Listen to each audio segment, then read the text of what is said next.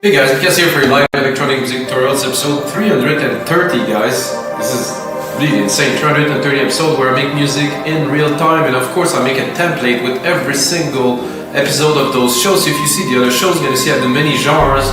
I produce electronic music for over 20 something years and I love it and I want to keep on doing it, and the best way for me to keep on doing it is to share all the knowledge that I accumulated over those years with you through those episodes. And today guys, I'm going to make some orchestral trance. What do I mean by orchestral trance? Well, it's probably playing right now so you can hear it. It's basically trance, 132 BPM. I'm going to use silent one because I think it's the most excellent synth to do trance. I'm going to use some string sections, probably some brass and different organic element and orchestral element with some electronic element mixed together. It's going to be driving. It's going to be definitely more prog trance with like, of course, some orchestral accent in it. And like I said earlier guys, I'm going to make a template. It's playing right now. I think it might end up good, might not. And you have to check out our new site guys at wmdm.io or wemakedancemusic.com. Check out the site. We have over 15,000 products from 550 producers who upload MIDI templates. So guys, templates I think are the thing. It's where you get, let's say you get to sit here while you're sitting here with me, which is a great thing. So you get to sit with me in the session and then you leave with the session. Imagine that. So you get to sit with me in the session now and then you just take it home to continue to work on it. This is exactly how I created We Make Dance Music Live. Anyway, let's get started. I have to change, switch to headphones. And yeah, one thing I have to do again, I'm going to switch my setup here to headphones because I don't think I have here. Just to change the curve here to make sure I have a flat response. It does actually make a difference because when I actually get to mix on the speakers after I get the setup there, it's cleaner. So this is what we start with. It's a bit terrible. It's like a tape playing. So let's just put. This is what I start with. I wanted to build an idea, so I put this on. There's a pad here.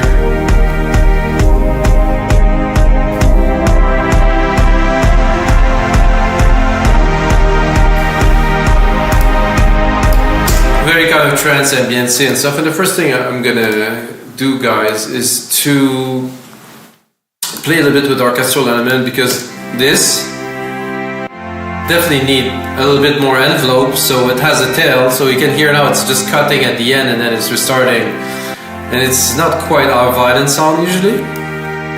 So let's add a bit of envelope. Oh, so now it decays a little bit into the next part. Smooth. And after this I think I'm going to drop a reverb on there to create dimension, which is also very necessary. I'm going to do my reverb here. I'm going to do, if you know me, Silververb, my own preset, Grandiose, put it on there. It's a very large room. It could be used in different ways, but I like it because it had a lot of texture, so much smoother already. Maybe a bit too much now. Then EQ it. If you don't EQ your reverb guys, you might see here on 200 this is already very crowded, and when you get it up in your mix it's gonna get busy there and you're not gonna be able to have a clean mix. So I want the signal of the reverb. Yes, I want a bit of this, but I want to cut it, mainly about like 200, maybe a bit higher. Say 500 here, but the curve is here, so now I could boost it so we'll hear the result. It's more airy, it's much more ambient than if I have the low end in there, so okay. Let's bring it together. Drop this. I'm gonna use the pad as a starting point, for this, so I'm gonna go into the pad, put it on touch, drop some automations here just to write something, put A to show the automation, show the cutoff of the alchemy here. Put it to read because if not I will keep on writing automation. It's going to become very messy. It's not the pad. The pad is way too loud. The pad should be in the back because they take all the space. It's not like a bass set that come here and there. The pad is very present and it takes a lot of room in the mix. So you want your pad not to be completely thin but to be quite controlled. See, there's a lot of low end here which I don't want because when I'm going to put my bass line I don't want it to interfere. I was listening to a radio show. I mean, I'm gonna say it, to Nora and Pure on my way. I was running this morning, and I listened to a track, and I mean, the ideas in the track were just splendid. It was such a great track. Like, everything was there, except that the mix was just like terrible, guys. I mean, it's for me, because I'm an engineer, I listen to things differently, right? And then the mix was just like, so everything was really clashing together, and I could really hear it. And then they compressed it a lot on top, and they tried to make it better, but you just cannot do this at this point, because if you have so much frequency crowding, let's say the 60 to 200 hertz or even 400 hertz, you're doomed. You know, everything is there. It's like muddy and stuff. You're gonna compress it, you're gonna make it cleaner and stuff, but you cannot just remove it or remove some frequencies. So it's very important to clean your lower end, guys. Then I'm gonna go, the kicks I think are not very balanced too, so I'm gonna lower them a little bit. Let's say we take both of those kicks here. I'm gonna send them to separate bus, because it is already on the bus of this drum machine designer. I'm gonna just do my own bus here, bus 7. Then I'm gonna look at the output of bus 7 to see how much my two kicks are together. I'm gonna drop it around -9, -10 is a standard for me, so you have a decent mix. Then you can calibrate the rest of the element to the kick. If you go higher than, I would say, -8, you will have problem mixing your track. It's like a staple for me. I've been doing this type of mix for a really, really long time. See, now the kick is lower, I'm gonna have to drop the elements. So another very important part of mixing trance, which is complex because sometimes you have a lot of layers, guys, is to really mix it, to really think if the elements are colliding, are they tight, or do they work, am I adding too much, is it just like a pile of stuff on top of each other, you know? And the kick have to be there, then you just build the element upon it. And if you question it, I have a way to do it personally, is I drop all the pot, I take the busiest part of the track, and then I slowly raise them one by one with the basis of the kick at around -10 dB.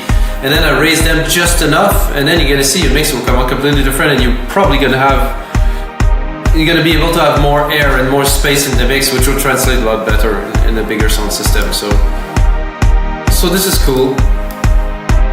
I talk a lot today. Like I said, I went for a run today, so those days are good days. I'm gonna drop the strings, but really, I'm really gonna cut most of low, and I want a little bit of mid-lows here, not so much, but then I'm really gonna put them in the back. I want to hear them, but they're just there to support a little bit, because strings are very rich, there's a lot of tone to them and they take a lot of space, so I want some space for my arps, my bass, and my other elements. First thing I'm gonna do is I'm gonna go here, drop a snare, just quickly build some basic elements with you guys. So quick snare, 1 out of 2 pattern of the kick, of course. This is just the basic to kind of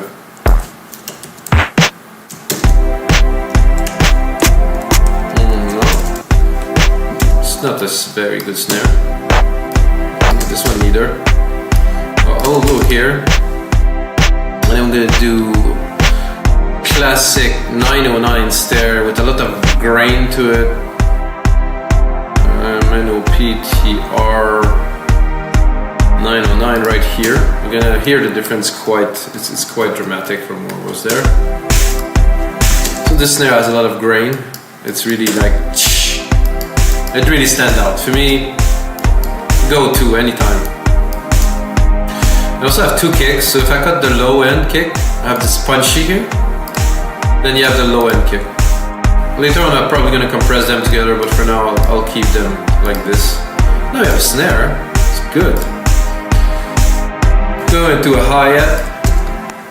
I think the hi-hat on this kit are quite weak. I mean, they're very above and beyond and I would say, without being pretentious, that above and beyond track percussions are not the most advanced or the most prevalent. It's very basic. So some people put a lot of work on percussion, some other put a lot of work on melodies, so it's a different way. Yeah, acceptable, but let's try the open. Oof. This is very long. Okay.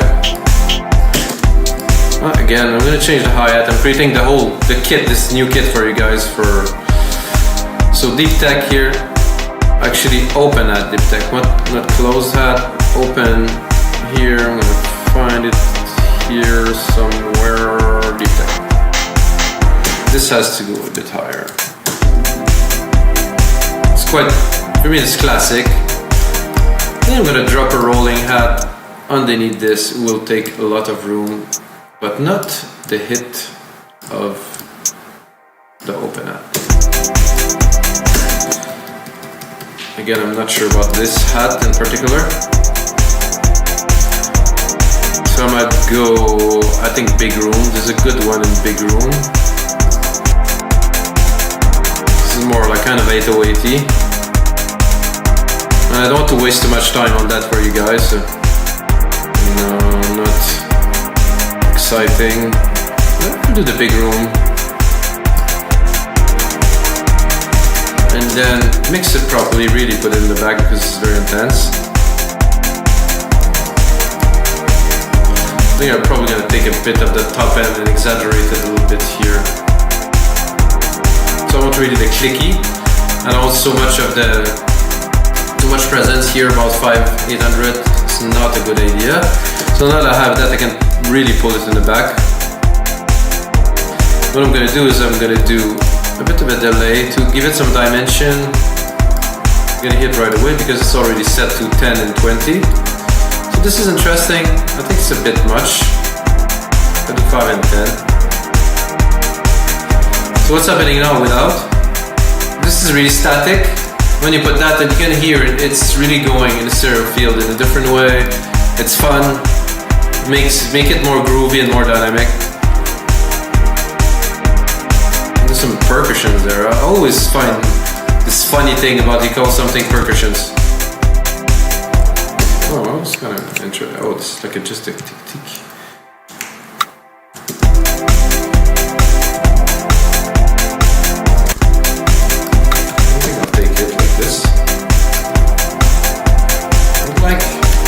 I'd like to hear some delay on there.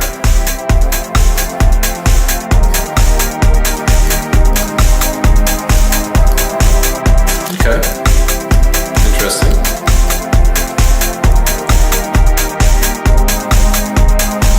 It's a nice clap, worth using. I personally like to put a clap on the first beat. Kind of announce that it's changing, that it's requeuing. Two claps are very much the same.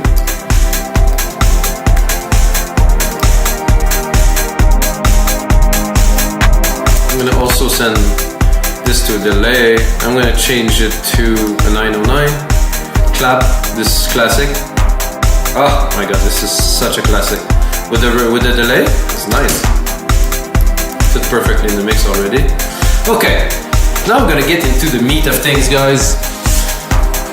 I'm just thinking what type of bass I will introduce. Like groovy, arpeggiated. I mean, the choices are like I made so many tracks in my life that I have a lot in my registry of things. So I will first take the keys here. I'm gonna take just the bass keys, of course, at the bottom here. Obviously not that, and I'm taking so that there's different. There's so many different things to do this. So just like it. Oh, I can hear something. For silent, it's a bit low. I'm gonna go up an octave. Important.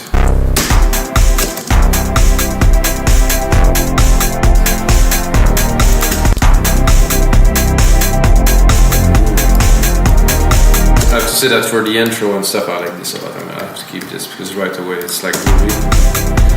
Then, very important, drop a sidechain on it. Take your instrument, which is the kick, above and beyond kick. Get the signal in there, sidechain it. Drop some compression in there. Get it to groove. Now we can probably bring a little bit more volume out of this pad.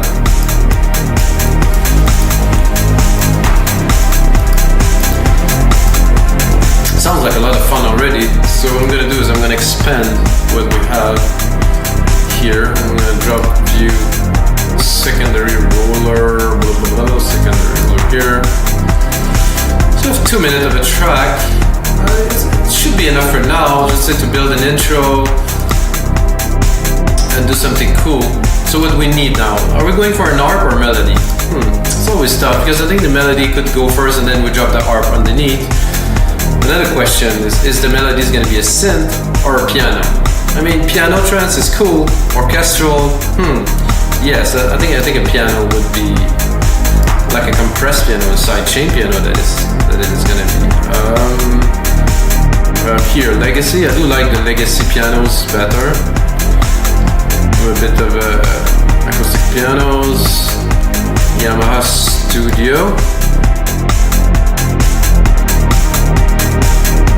Big file loading here to get all the waves into place. I'm in C. I'm gonna send that to the reverb and to the delay to give it a little bit of flair, because if not, it's gonna be quite boring to hear me play completely dry. This is a ping pong delay here, perfect. And then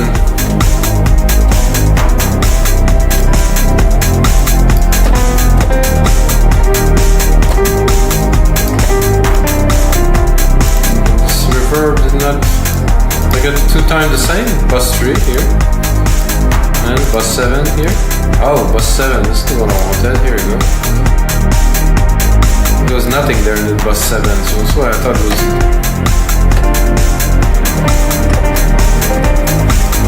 It's always a tough part when you record live.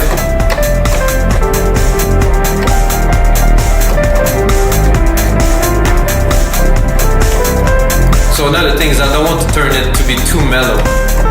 So you still have to preserve the energy. So if you do too much piano-y kind of melody, get to be smooth. But again, Robert Miles, you know.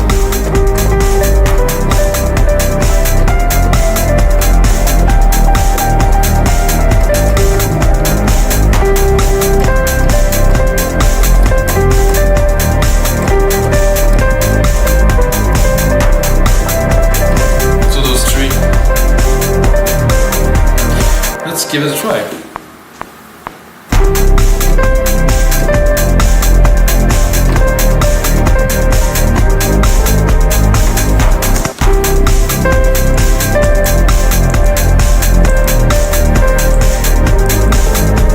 Okay, so, you know, not to make things complicated because I'm recording live, I'm going to use this melody, and then of course we have the magic of the sequencer, you know, which gives us infinite possibilities.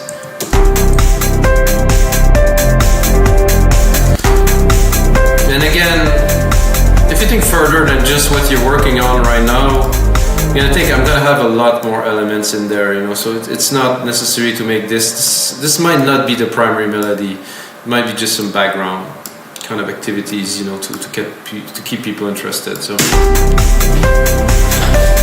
what I've just done is, of course, that was a little bit of a miss there.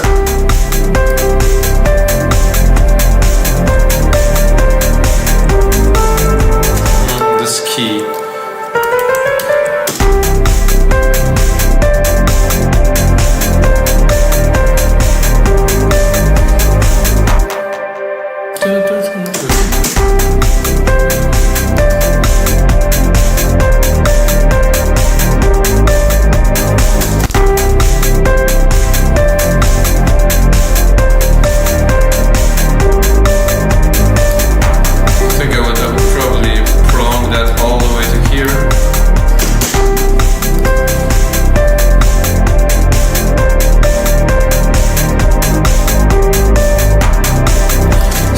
If I create a loop and I bring it,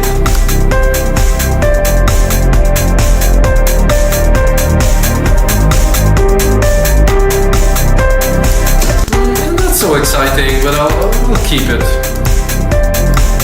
There's always time for production later, you know, now it's creative time, so there's always a big difference. I don't know if you guys do separation, but there's the creative process, you know.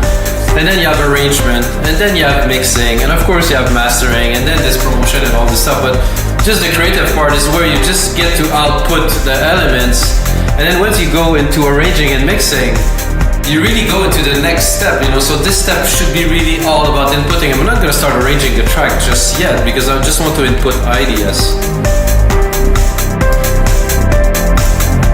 Actually, I like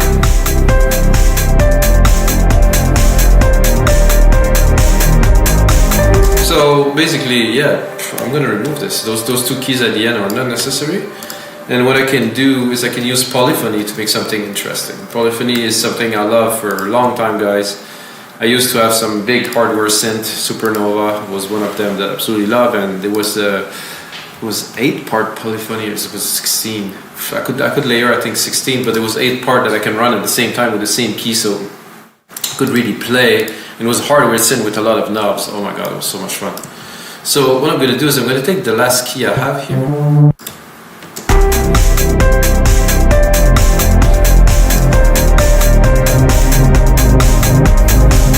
I'm not going to take this key, obviously. I mean this sound.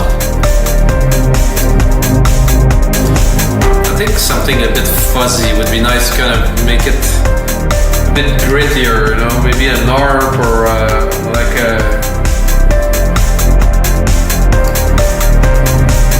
Oh, let's let go.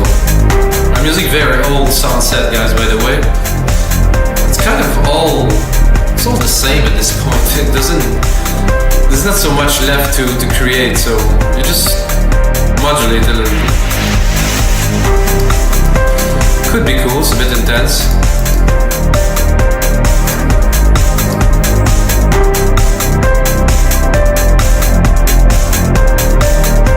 Let's go a bit further in there.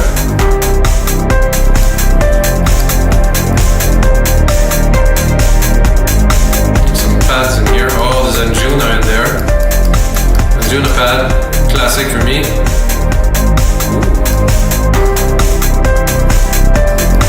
Kind of create a variation from the other pad we have in there.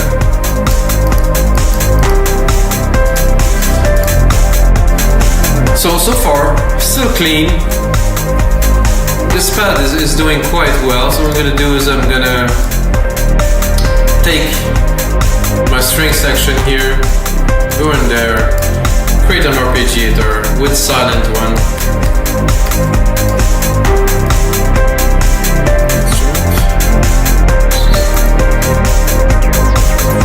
Okay.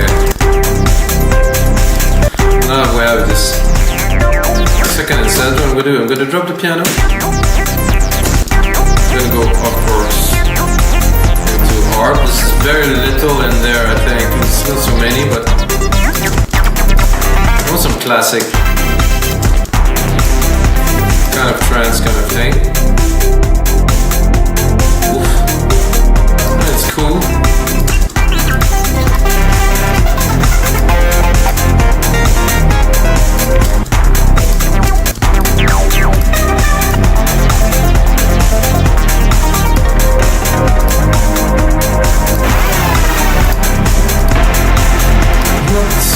Great arps in there, I would say. Some gut.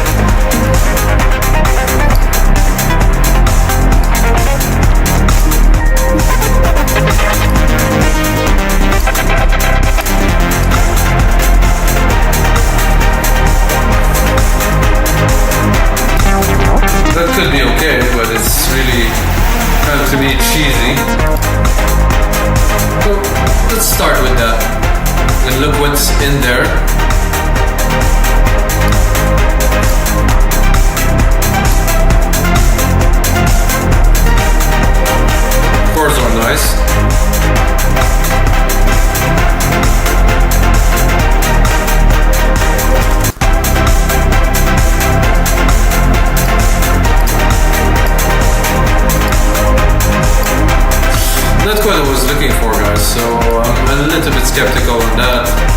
So what I do in those occasions, because I'm going live with you guys, of course, is I'm gonna shut it down. I'm gonna go into Alchemy, which gets some very decent harps.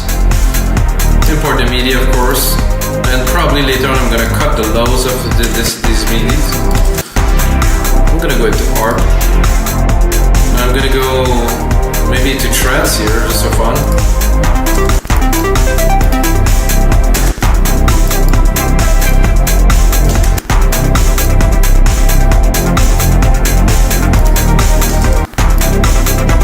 It's kind of classic. What is this? Feels a bit bright. I like this kind of harmonics there.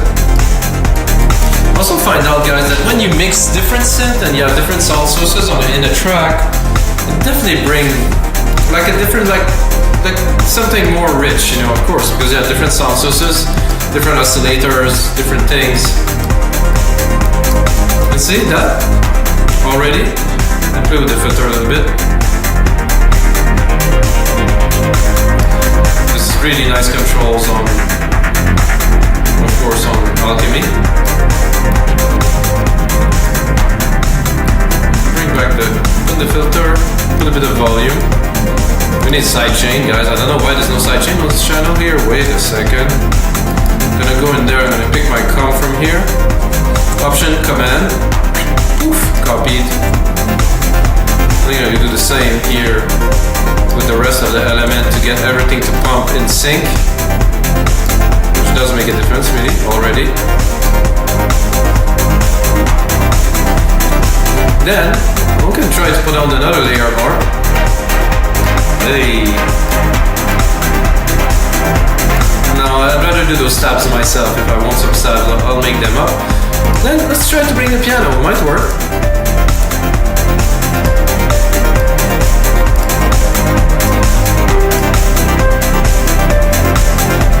Above and Beyond kind of this track now.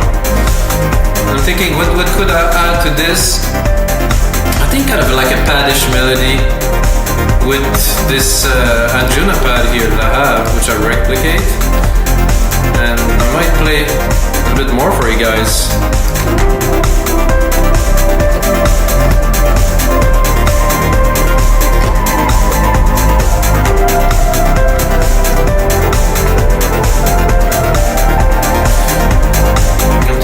If I take my piano here,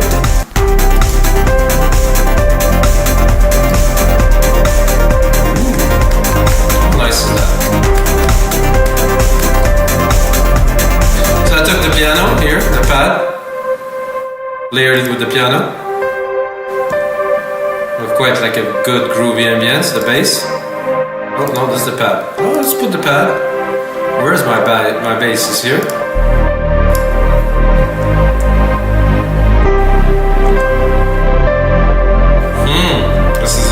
Quite a good breakdown. Then we have this other pad, which is it's the same key, so let's do something to make it different. I'm gonna go up, then I'm gonna drop an arp on there, just for fun.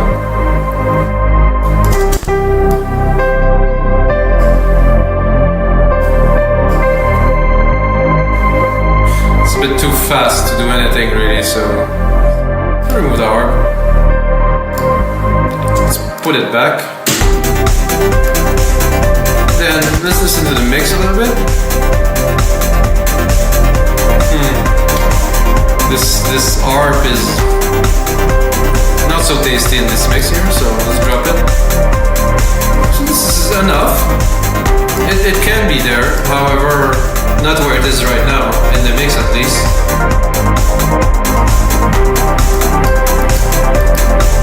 You can use it as a driver in the back, absolutely fine, but not at the forefront. This one too.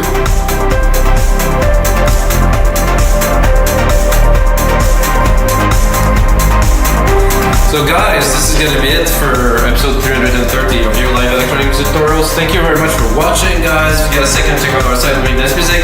The template is going to be below.